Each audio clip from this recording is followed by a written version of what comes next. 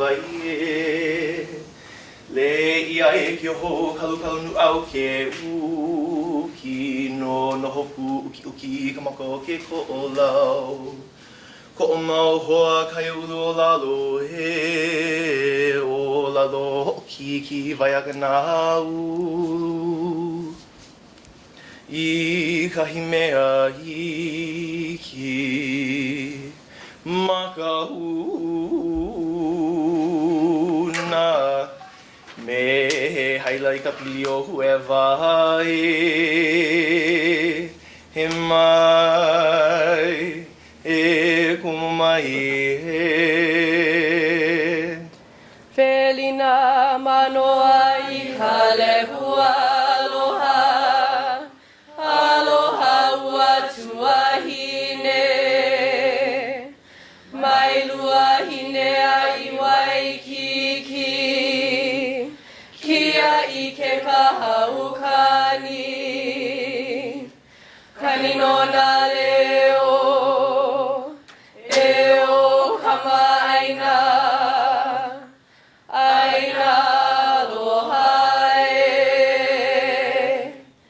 manoa e. Ai, Kevelina mai nei ke kini o lalo. Kevelina. Kevelina mai nei ke kini o lalo na hoa o hauka na hele o puna a kahi kanoho a kauai kaukahi no ka nei ka papai lohia a lau kalo he lani o pi lani la ua maona o ka nei ka awa maona o ka nei ka awa ua kau ke hai ka uluna ua hi o lani I ka moanai ki pa ia e ki ka pāpanoe o ka hoʻopākai o kini laula e ala e ai hai e ia e.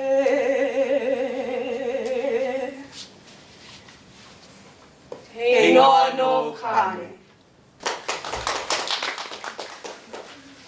Aloha kahiaka kako, and welcome to the Koʻokoʻo program showcase featuring many smart, talented, and driven haumana that were inspired by wonderful and dedicated kumu. Over the course of this program, we have learned many things, including a mele komo that describes the area we are from and the vibrance of the land. From this course, we have created a mission statement. He aliʻi ka ʻaina he kaua ke kanaka. The land is the chief and the people are its servants. And from this, we have drafted a mission statement. We, the students of Koʻokoʻo, are invested in perpetuating the old Hawaiian way of life alongside the advancements of today's society. By utilizing indigenous ethical concepts, we have learned to gain inspiration on governance by everything that surrounds us. For the land is our mother, our greatest teacher, and by simply submitting ourselves to her, we have learned the value of restoration. In emphasizing the importance of both oral and written communication, we have gained the necessary skills to govern ourselves. Now I would like to introduce to you our kumu, Dr. Nolani Goodyear Kaupua.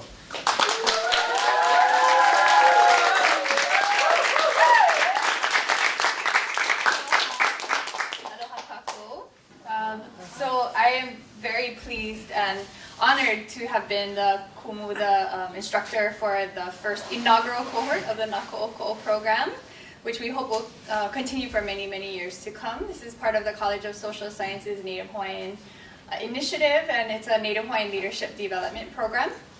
We've had 20 students in the program starting from spring and going through the summer. We have both Native Hawaiian and a small handful of non-Hawaiian students with commitments to Native Hawaiian communities. A very diverse group ranging from ages 19 to 67, Uncle Wayne? Yeah.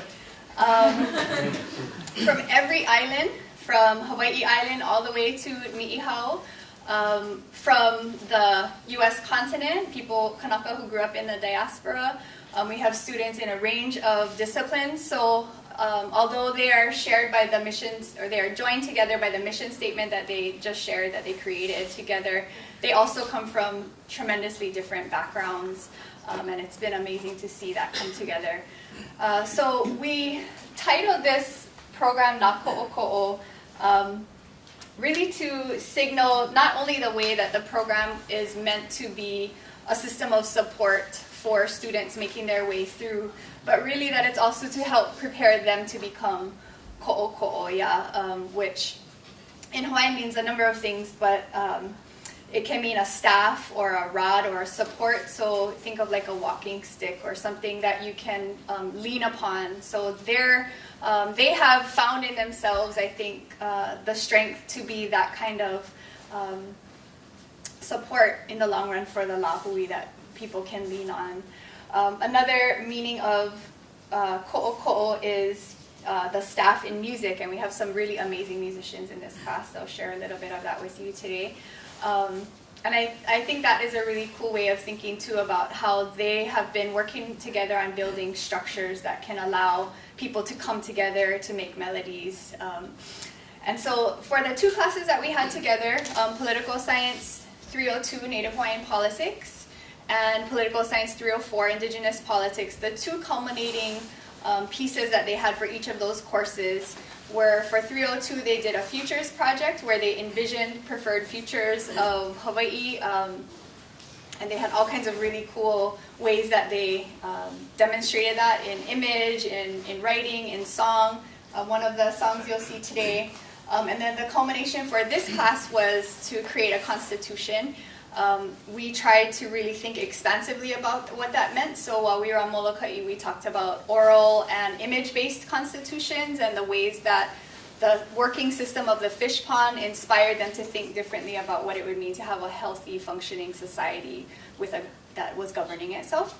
So some of the images that you see behind are some of the sketches that they did while we were on the aina of different parts of the Lokoi'a system and how that inspired them to think about different aspects of governance. We want to honor those of you who are here who have supported this program. So we'll just kind of go in this order.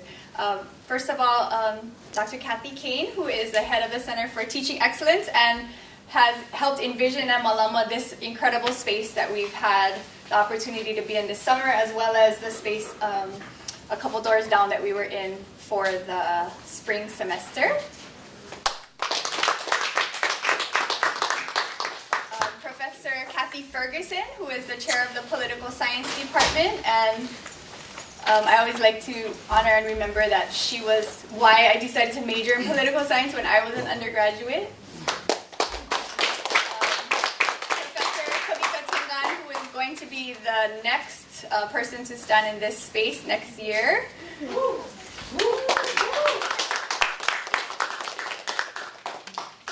Associate Vice Chancellor for Academic Affairs, Professor Deborah Halbert.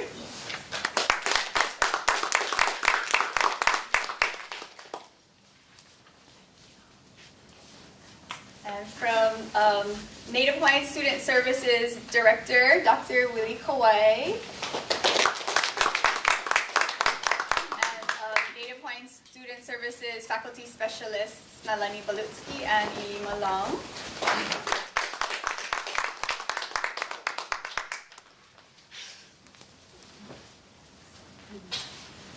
And our kokua on the Molokaʻi trip, Hula Malang.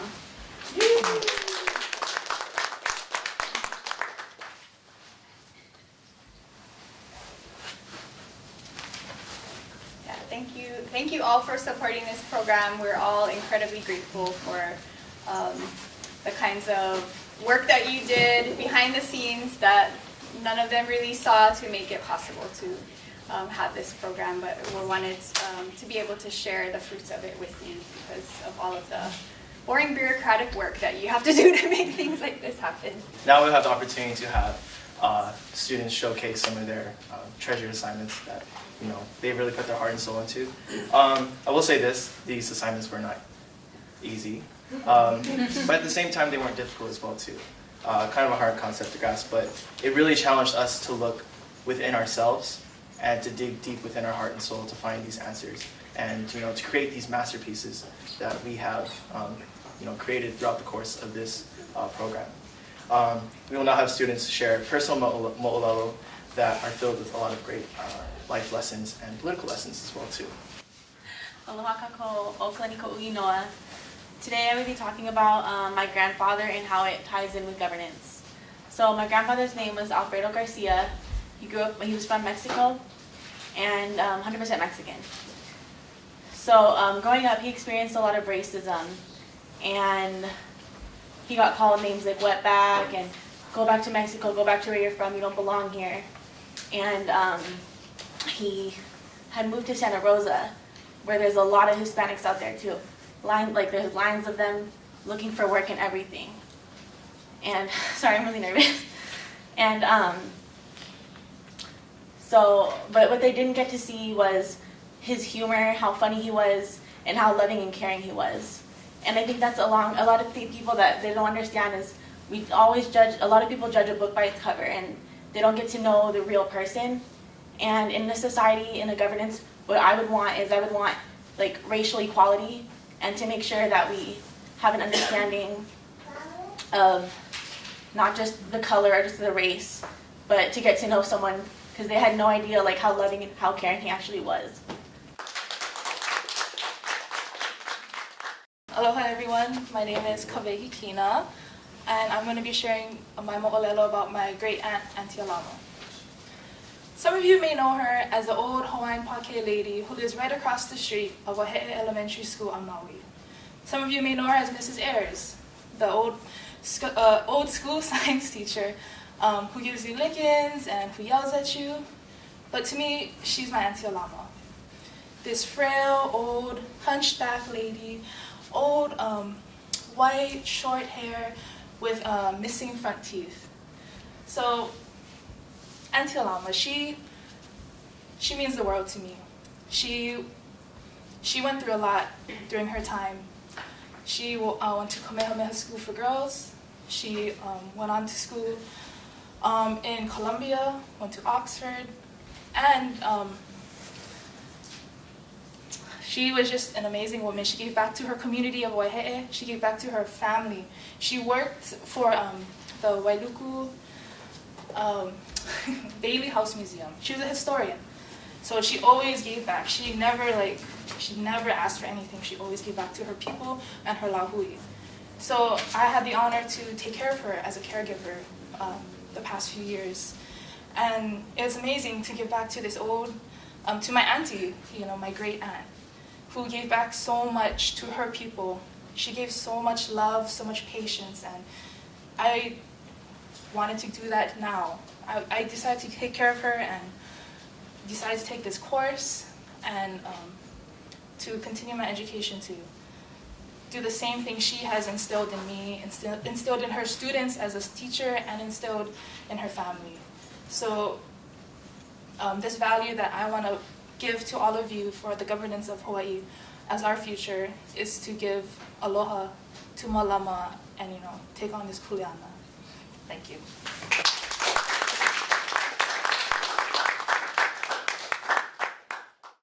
Aloha ko. Mai ka piina akala i hae ai ka more olu ole hua. E ia o kou kamae he mamo aloha nā haloa. O Hawaii i ku'ukulu iwi, kewe o ku'u mau iwi. A he mea nāna i kuai i kewe o ku'u mau iwi. He Hawaii au maua mau. So when we were tasked with the assignment to come up with a mo'olelo talking about sovereignty or independence and values, I thought about my mom. My mom passed away a couple of years ago. A little background, I was raised by my great-grandparents. So growing up, it was kind of, I felt like, oh man, like they're coming to my school activities at their Koʻokoʻo, and I always kind of felt like, oh, I kind of wish maybe my parents were like the other makua that were in my class. It was not until they passed away that I realized how fortunate I was to be raised by them. When I think about my mom, she was a stately person. If I could define her in one term, I would say she was hie, very stately. She would walk into a room, she could command presence.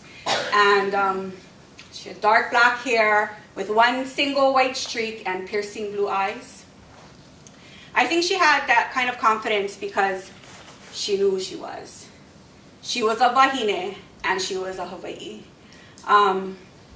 So I chose Kulaiwi because I think that embodied who she was as a Kanaka. We would go to church every Sunday. She was a staunch Mormon. We go to church every Sunday, but we would come home and we would ho'omana our auma kua and a kua makahale.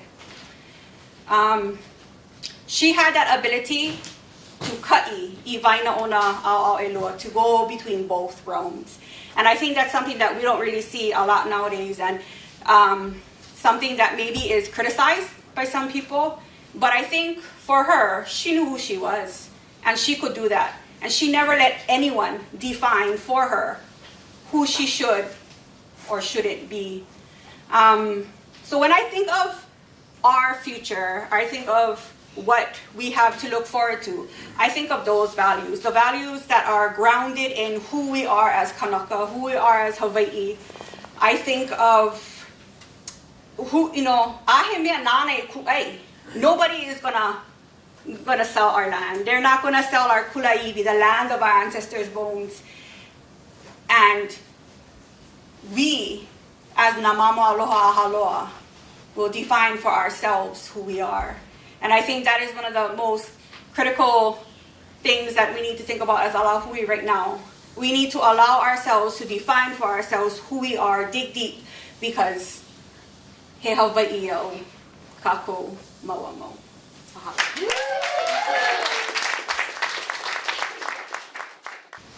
Aloha mai kako, my name is Sarah Champagne Look, and I would like to take you 5,784 miles away from Hawaii. To be exact, that's China. My mo'olelo starts with a young girl, her name is Fei Xiong, who lives in Guangdong with her popo, or grandma.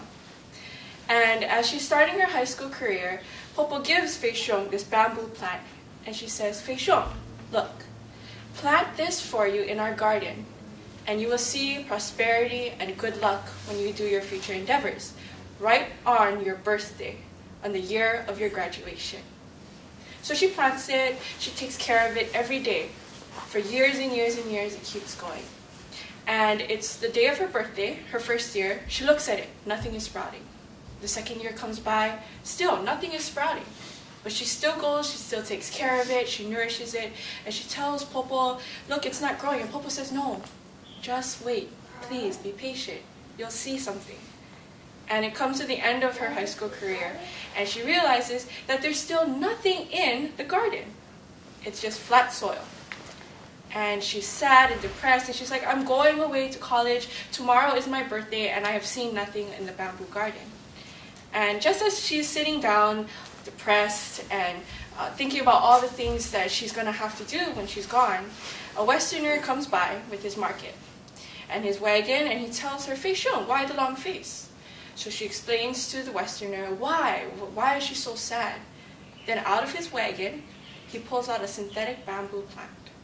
And he tells Fei Xiong, if you plant this right here, and you tell your popo tomorrow morning, it will grow. And that you will have good luck and prosperity when you go to your future endeavors. And she does the same exact thing. The next day she goes and she tells Popo, she's like, look, I'm going to have good luck. It's going to be great. I'm going to have good fortune. I'm going to be happy. And so Popo looks at the bamboo plant. She smells it. She turns it around a couple of times. She feels it. And all she can tell Fei Xiong is, good luck. I hope you can accomplish everything you want to do. And 10 years go by, 15 years goes by. She can't hold down a job. She doesn't have a successful career. She falls in and out of love. And she's so depressed by this point that she runs back to China. And she says, Popo, what have I done to deserve this? Popo looks at the bamboo plant again. She questions Fei Xiong. Fei Xiong, why hasn't your bamboo grown? And Fei Xiong, bewildered, she's like, no, it's growing, it's fine. And then she decides to move the plant away. And in replace of that is a rotting, unsoiled bamboo plant. And she turns to Fei Xiong and she says, Fei Xiong, the first step to failure is dishonesty. And to prevent it, is to never let your ancestors forget who you are. Do not take your ancestors for granted, and do not let that forget where you come from and what your identity is. Thank you.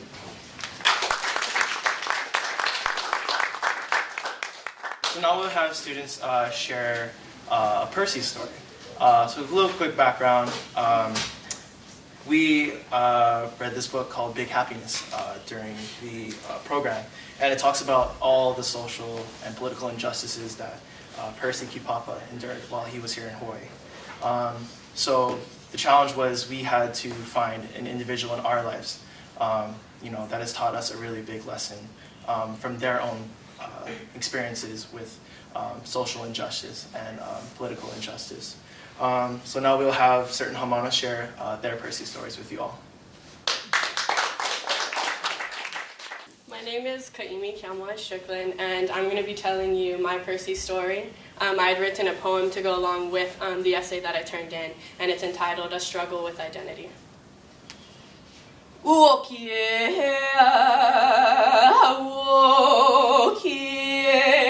In today's day and age, we are implanted with the words, I pledge allegiance to the flag of the United States of America.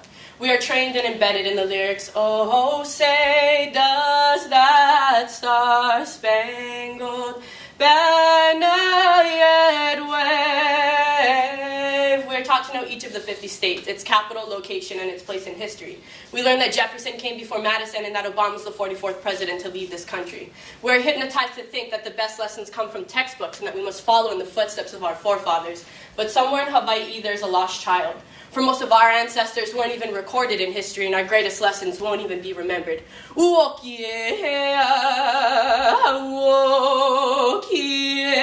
somewhere in Hawaii, this keiki is struggling with identity, confused, baffled, perplexed, wondering why we must be enlightened with this information, wondering why we pledge allegiance to this country, wondering why their banner is yet waving. Hawaii, we have lost control of our aina. We are restrained from jurisdiction. We are given restrictions and boundaries, and we are limited to our education. Hawaii, we have lost control of our piko. We truly no longer hold the power over our own tongues. We have lost control of our mind. We have forgotten the ways of old and are too comfortable in the westernized view. Hawaii, we are losing our ha.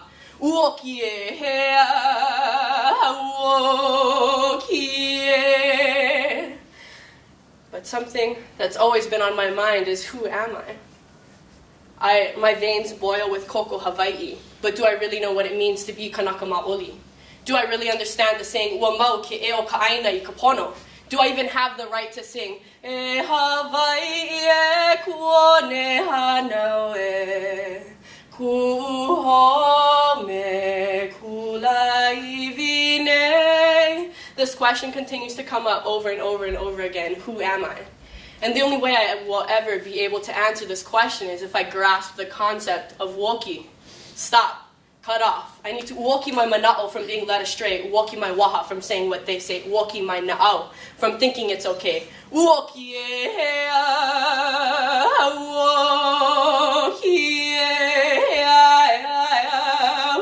I need to woki from living the westernized way.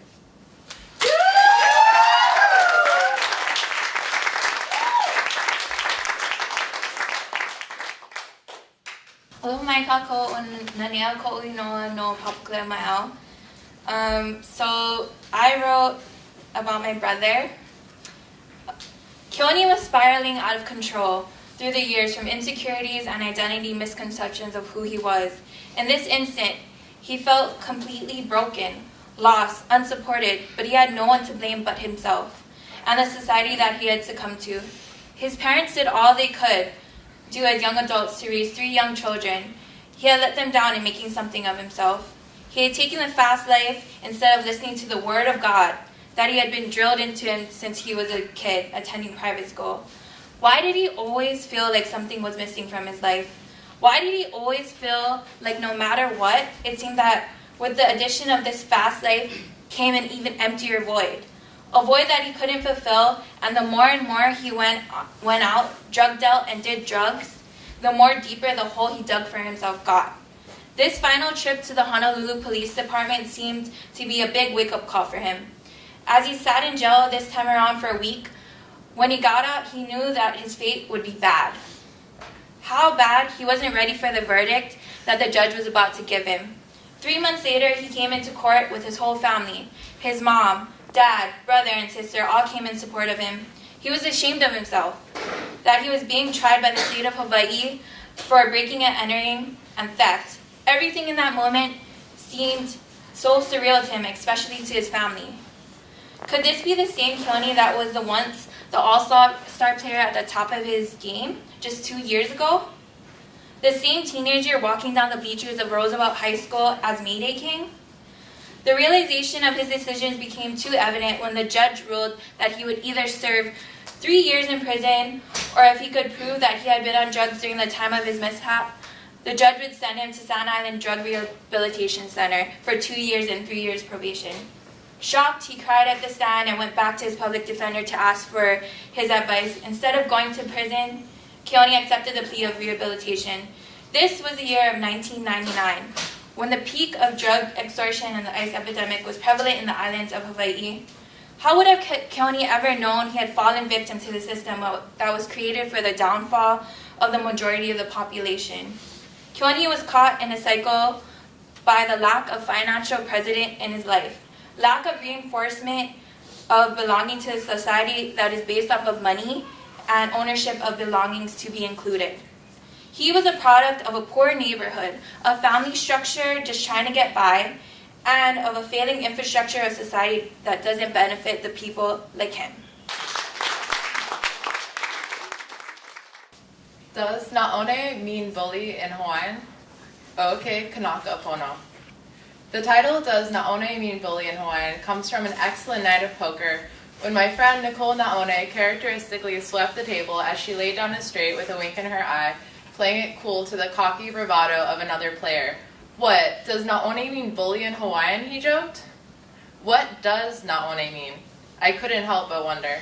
This is how I discovered one of the most important political philosophies of Hawaiian history, and a precursor of human rights dating back to 1797, still enshrined in our state constitution today.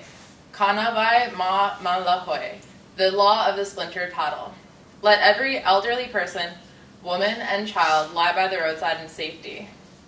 This is about the genealogy of a Kanaka friend, Nicole Na'one, who taught me a lesson of governance through the meaning of the word ho'omakamaka, to befriend.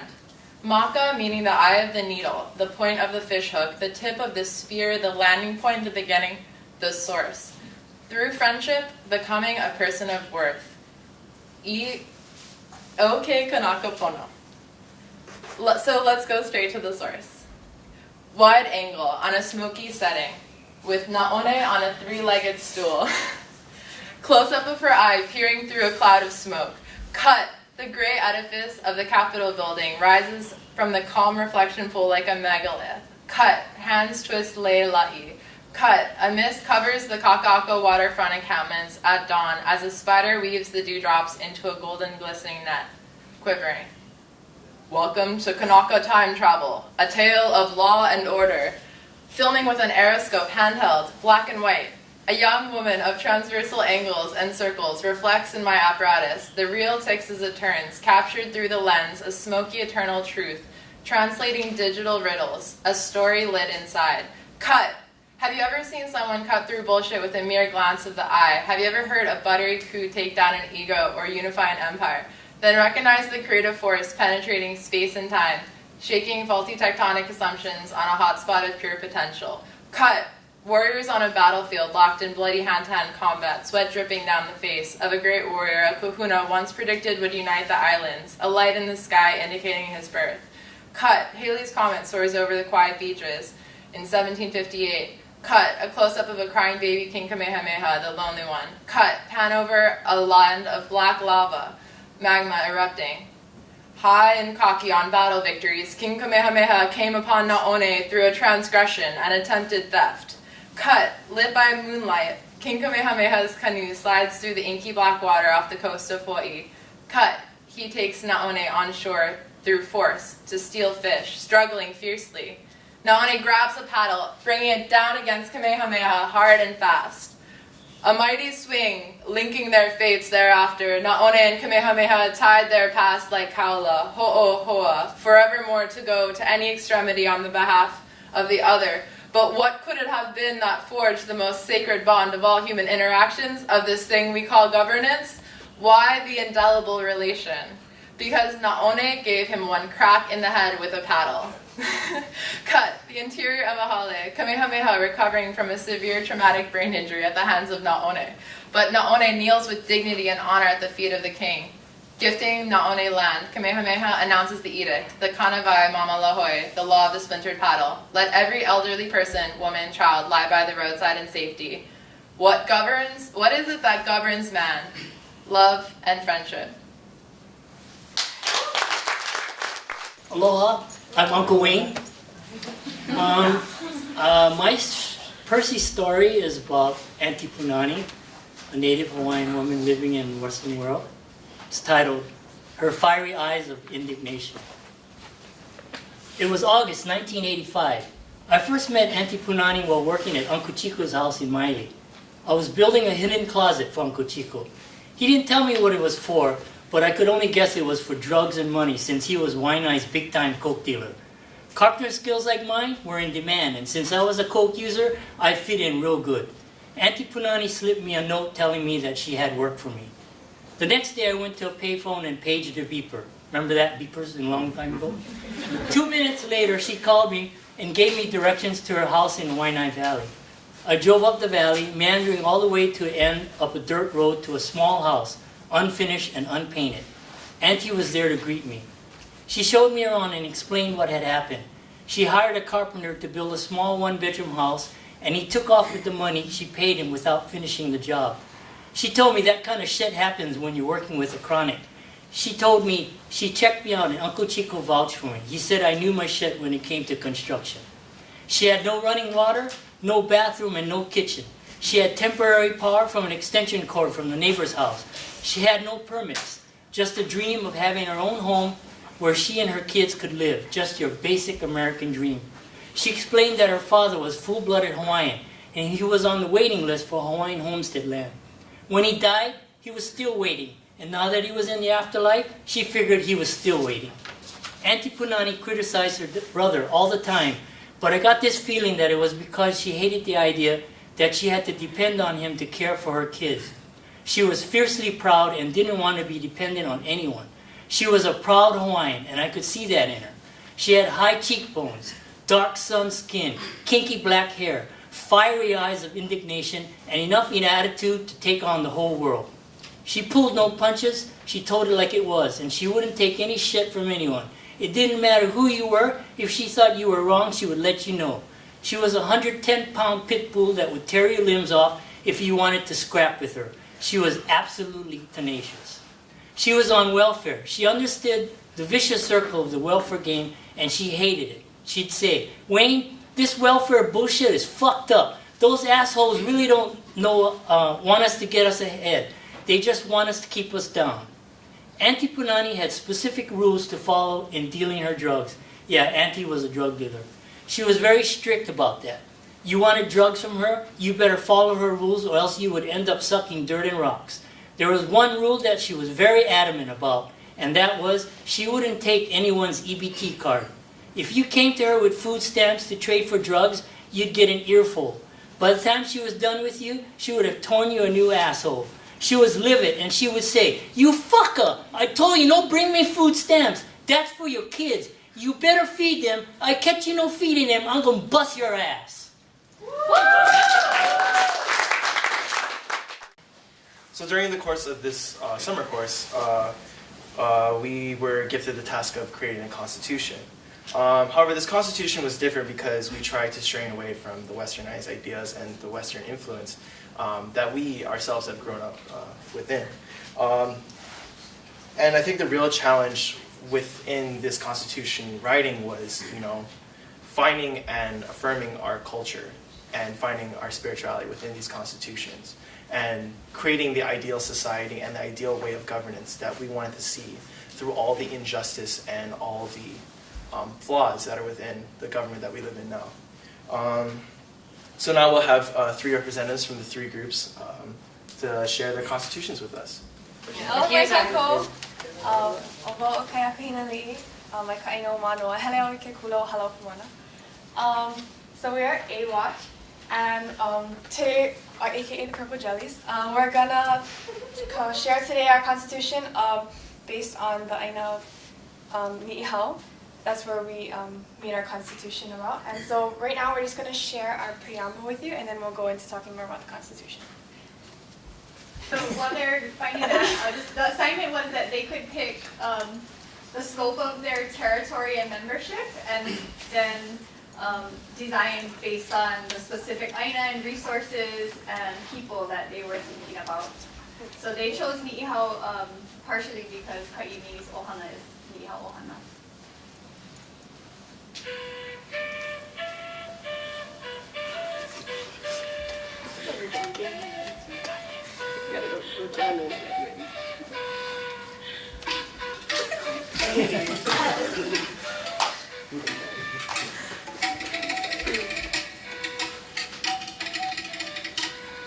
Uamau ke o kaina I ka pono Hawaii.